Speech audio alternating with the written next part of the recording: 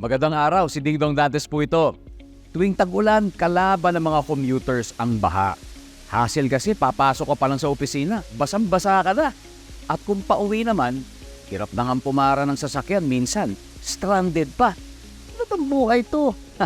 Kaya naman, simple reminders lang mga kababayang commuters. Una, makibalita sa Pag-asa kung babahain ang lugar na dadaanan mo. Pwedeng sa TV, radyo o social media. Pangalawa, magbaon ng payong at kapote. Make sure din na fully charged ang phone mo para makapag-update ka kay crush kung nasaan ka na. And lastly, kung hindi naman mahalagang lakad o malapit sa bahaing lugar ang pupuntahan, stay at home na lang muna. Cuddle weather din naman kasi. Ha? Kaya ingat-ingat sa baha mga kababayan dahil #panatag ang may alam.